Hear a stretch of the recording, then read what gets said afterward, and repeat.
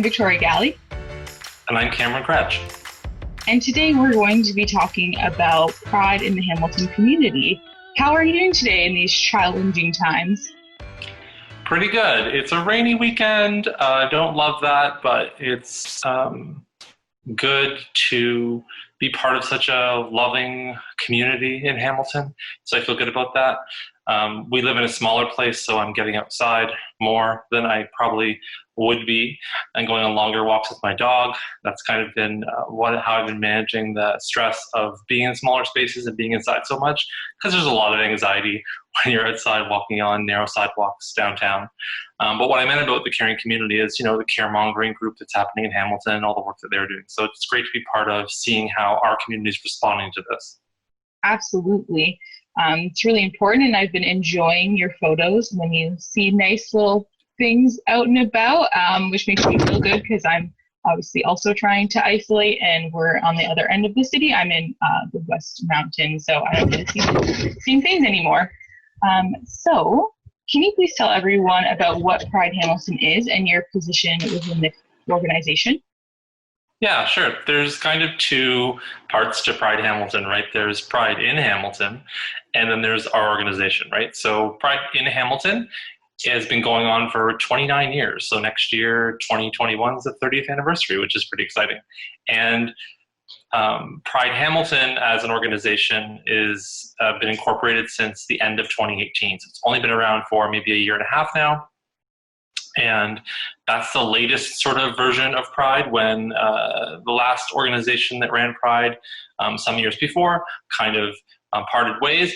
Volunteers picked up and ran Pride for a while, but then it became kind of unsustainable. They wanted to get city funding and other funding and needed a bank account and that kind of stuff. So Pride Hamilton emerged to fill that gap.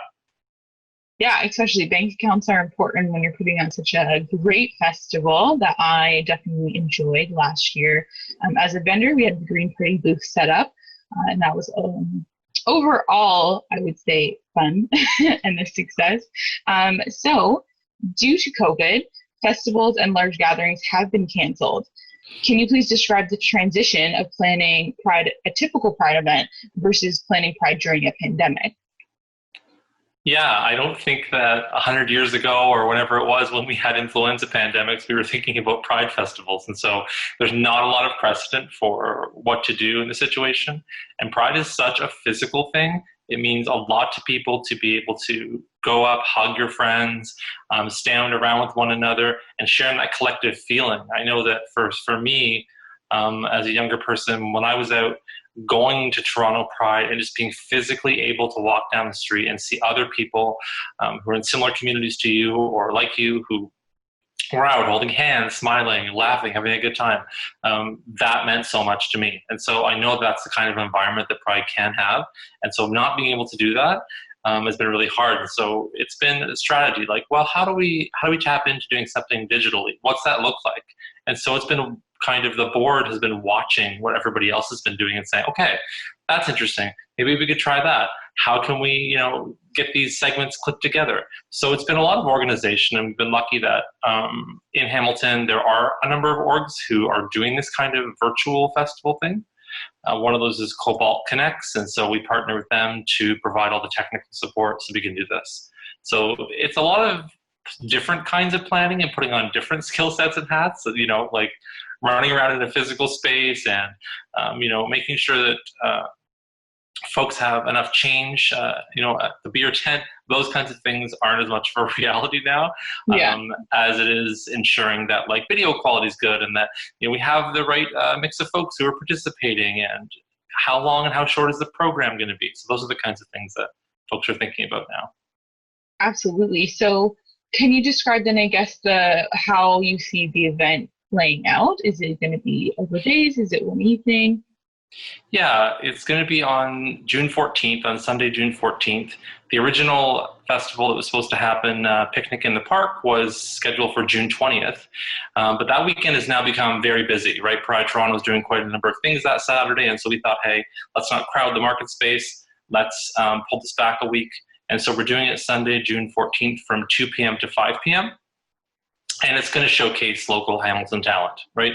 It's going to allow some opportunity for organizations to shout out and talk about what Pride means to them. It's going to allow people from the community to participate, and it's going to allow for drag and other performers and talent to perform throughout the 3 hours. So that's what it's going to look like. We haven't quite set it up, minute by minute yet, but we're working to get applications from performers right now, which are due at the end of next week.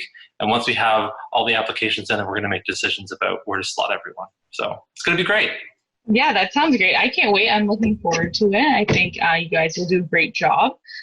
So that's excellent news. I'm happy that we're able to go in this day and age with technology digital instead of just having to cancel because we can't meet in person. But because of that, some people might think, just skip a year. Why bother with all the hassle? Can you tell us what Pride means to you and to the community? Yeah, I'll be really honest with you. I didn't start out as someone when I came out who felt super welcome in Pride spaces or super welcome being part of Pride. It just seemed like it wasn't a space that was for me. And so that's being part of Pride in terms of helping organize it and participating and attending has been, it's been kind of eye-opening, a wonderful experience, and especially to see how important this is in different ways to people in Two-Spirit and LGBTQIA+ communities, to see how Prides in Hamilton and other places haven't been super inclusive, haven't always been safe, haven't always been what the community expected. And so I think that we could have, as you say, just skipped a year, and I think people talked about the burden because really it's a volunteer organization and everyone who's participating has got their eye focused on what's happening in their personal life, what's happening with their family, what's happening in their communities. If they're working right now, if they're on the front lines or otherwise working, they're focusing on ensuring their own health and safety. So are the volunteers who committed to helping with Pride really able to participate? And the answer is not really. There's been a lot of attrition in terms of folks not being able to do things for totally understandable reasons. So a smaller group of us came together and kind of had a, okay, is this going to happen moment, and realized that after 2019, and there was so much anticipation around having a Pride in person at Gage Park this year, and that we needed to spend a little time marking the occasion. So we decided that it was important, even if it's not going to be the full 6-hour event like we had last year. I don't think that length of time would really work that well for a digital event anyways. And so we're having something a little smaller. But again, hopefully it'll have an impact. Hopefully it'll keep people thinking about Pride, and hopefully we can just shift our programming and our thoughts to 2021, right? When we'll be celebrating our 30th anniversary. Absolutely. It's really exciting because I think people right now talking about the mental health aspects of COVID and the isolation and the loneliness and just overall anxiety and depression towards so many different things like your work, your school, your family not being able to see them or touch people, as you mentioned. So I think that this is really something that people are happy to see that it's still happening and are able to still have that connection and feel supported by the community. So I'm really happy you guys were able to work this out. I think it's really important. So now an aspect of going digital, I believe, and we've briefly touched on this, is being able to minimize hate at Pride. Can you tell me about the ways in which hate transpired last year and the precautions taking place this year? Yeah, for those who haven't been following it closely or don't know what happened last year, as has happened in previous years, a group of white supremacists, their friends and allies, showed up at Pride last year with the intention of, causing harm, keeping the festival from happening, disrupting. All kinds of other words can be used there, but that's what happened last year. And yeah, there was some violence that broke out, and it did get to get bloody, to be completely honest with you. And that has been on the front of my mind and the board's mind and the community's mind ever since. And talking about safety and what we can do to make sure that Pride is safer and what our responsibility as an organization is so important, right? I mean, Pride had to sit down and reflect on where it failed to do as much as it could possibly do to keep the community safe. You don't just need to have a safety plan in place, which we did. You need to have a backup safety plan, right? And maybe a backup to that safety plan. So ensuring that there are many layers of protection. In an online environment, that doesn't really change because technologies like Zoom, technologies like that are out there for meetings can be hacked. They can have folks come into those spaces and disrupt. And Unfortunately, that's something we have to keep in mind. It's going to mean keeping a bit more tight control on the kind of program, and it's not going to allow for as much interactivity as we might like, because we're not able to, as a volunteer organization, even with the support of Cobalt and other groups, to sort of vet the entire public in terms of who can participate in live events. And really, after what happened last year, that's our primary focus, is keeping that kind of violence, whether it be in person or online, away from our community. And we're really dedicated to making sure that happens this year and next year. Absolutely. I know Zoom bombing is very real and serious. You don't want someone coming to your event that wasn't invited. I do know a way that some community groups are dealing with it is setting up webinars instead of meetings, but then at the same time, you're losing the group connection. So there's a lot of pros and cons to different approaches, but I hope that it runs smoothly and there hopefully are no incidents, but time will tell. And I think you guys are doing a great job at trying to prevent incidents and taking precautionary action against that. So following these disgusting acts of violence last year, how in the months following did the community react? Well, right afterwards, there was a community conversation. The LGBTQ Advisory Committee was hosting a community conversation to talk about the flag raising, and that had been planned before Pride. And then once the violence at Pride happened, that committee said, hey, we really got to make some space at this meeting on June 18th, which is just 3 days after Pride, to talk about what happened. So that was the first chance the community had to talk about it, and it was a very passionate panel. So we had a panel of folks who were talking about the different things that were going on in the community. And then we had audience was able to participate and ask questions at the microphone. It was held in council chambers. It was a very powerful moment, a chance for people to begin to start processing what happened. Then we had a rally Pride had a rally supported by the Hamilton District Labour Council, Environment Hamilton, and tons of other groups at City Hall on July 13th last year. That was a chance for musicians to come out and to perform and sort of, again, in an artistic way, start processing some of what happened, start processing some of that trauma, start processing some of the grief, and also celebrating and demonstrating that in the City Hall forecourt that we could take up that space. It was meaningful to do so, and hundreds of people came out. It was wonderful. And since then, there have been, there was a debrief that we ran to try and, again, we had psychoanalysts and other kinds of folks there to help people process trauma and grief. And then we had a community meeting recently to talk about our plans for Pride 2020 before that happened. I know you were there, you saw that meeting. And so we've been connecting with the community as much as we can between now and then. To be honest with you, it has had a really traumatizing effect on the members of our board. It's a small board, and we're volunteers, and it's had a big impact on the organization. So for us, it's been also making sure to take time to recover and take time to think about what Pride means to us and to refocus our energy for this year, because it certainly had a huge impact on our organization. Absolutely. I would say that initial event following, right after the second event, I'd say, following after Pride in the City Hall courtyard was really beautiful. I enjoyed it a lot. I think that the energy and all the people that showed up and the support from local groups was really nice to see. And I think that was a great way to kind of start the healing process. So it was nice to see the community support overall for Pride in Hamilton. So lastly, can you speak to the people who support the Two-Spirit and LGBTQ AI plus community, but may not know how to actively be an ally? Yeah, that's a tough one. Not every space is welcoming. Pride is working to becoming a more welcoming and inclusive space for everybody in the city, but we realize we still got work to do. So how does everyone feel like they have a place to be involved? Luckily in Hamilton, we do have a number of groups who are working with different communities.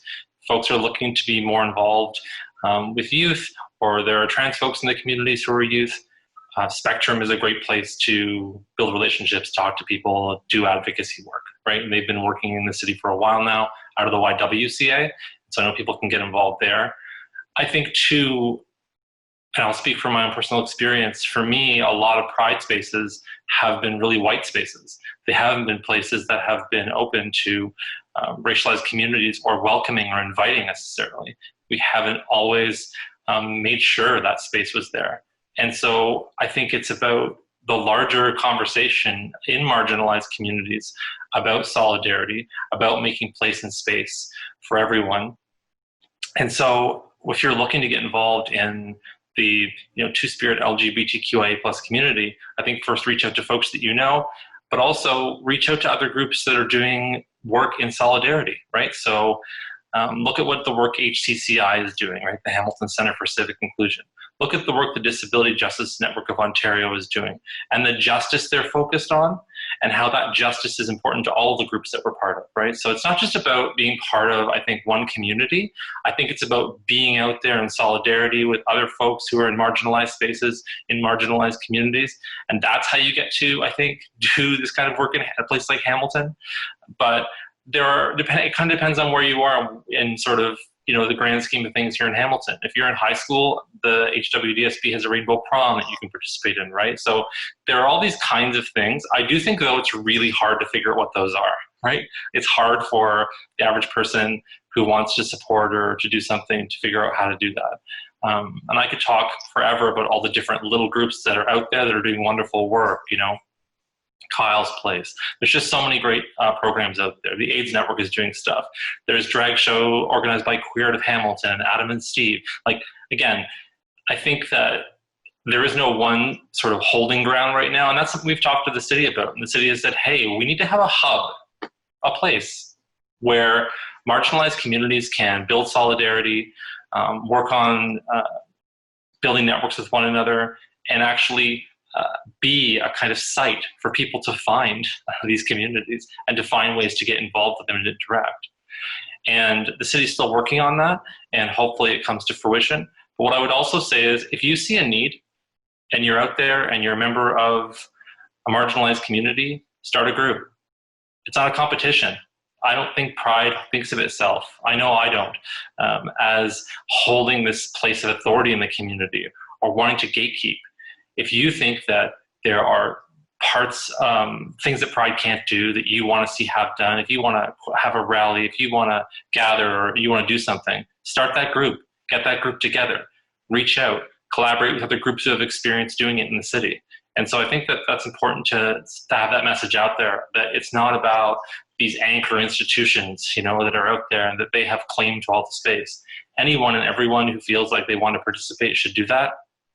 And there's a welcomeness in that plurality and making sure that as many voices can be heard as possible. So those are my sort of brief thoughts on the subject of how you can find more ways to be involved in the community. I think it's Absolutely. tricky. That's something really important that I stress heavily throughout this channel and on Personal Politics, this podcast, is just the fact that we're all political beings, and it's there are some barriers, but it's relatively easy to start a group due to technology, Facebook, and being able to put out what you'd like to see in the community and being able to get that back from other like-minded people. So I think the most important thing is that anyone can do it. And if you ever need help or questions, we're all here to support, and we want to see that community build up as well. So I hope that going forward, especially when people view this channel, they know that their actions are political, and by doing this, they're able to help the community as well. So I know I said last question, but I have one more. Just because you got me so excited about the 30th anniversary, can you just give me a brief vision or snippets about what we're hoping to see for Pride next year? Yeah, I'll be honest, we haven't had a lot of conversations about it because we've been so focused on managing both this year, what we're physically going to do, and all the major changes we are going to make. But the celebration is going to be similar to what we were planning this year in terms of it's going to happen over more days. So this year we had planned to have a rally, planned to have a picnic in the park, and then planned to have a kind of chill day. And so we're going to be doing that same kind of thing so far anyways. I mean, the planning team for 2021 hasn't been sort of formed and come together yet, but the plan so far is to replicate what we were planning this year, which is having a rally so we can make sure that Pride is political. that people who want to come out and talk about these issues, who want to protest, who want to rally, who want to speak their mind about how they're feeling, have that space to do so.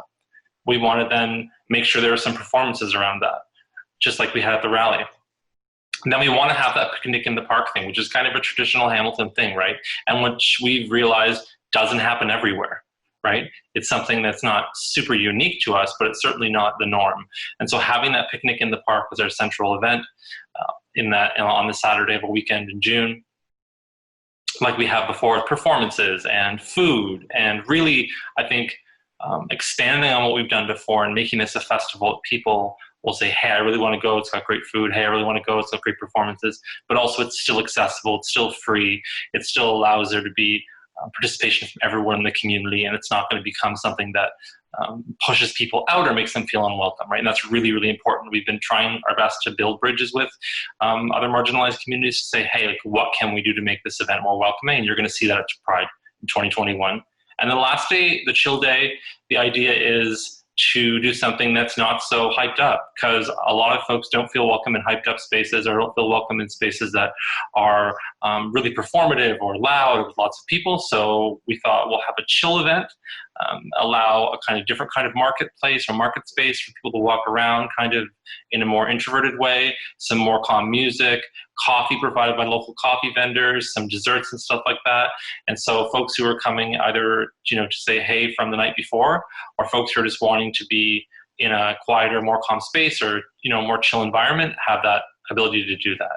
I think the thing that's probably going to be most important or most interesting, though, in the programming is workshops. So it's a thing I'm saddest it's not happening this year. The Pride organization in 2018, before it incorporated, had workshops, and they were very successful, really good.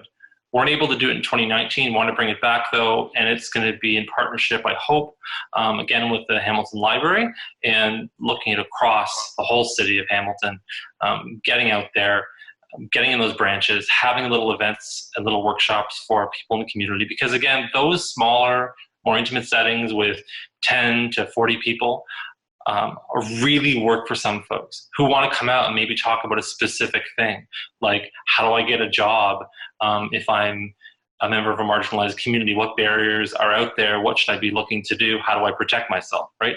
So someone might really want to come out to that workshop, and that might be a way they can participate in Pride. And so we feel like we've been missing doing that, and we've been missing making those smaller connections and missing making that space more welcoming for people in the community. So that's what we're going to be planning for our 30th anniversary, and I hope it leaves Pride in an awesome place so that it continue to grow for years to come. Absolutely. And as you briefly touched on earlier, I was also at that session, and I think that you guys are taking so many great actions and steps towards building up Pride in the community, and I'm really looking forward to all the different aspects, from the food trucks to the workshops. So that's really exciting to hear. Thank you so much for coming on today. I really appreciate it. This episode, though we are filming mid-May, will probably get released in June. So happy Pride, everybody, if you're watching this now. And thank you so much for viewing. And don't forget to check out the rest of the series in Personal Politics on the channel. Thanks, Victoria. Of course, don't forget, hit like and subscribe and ring that bell.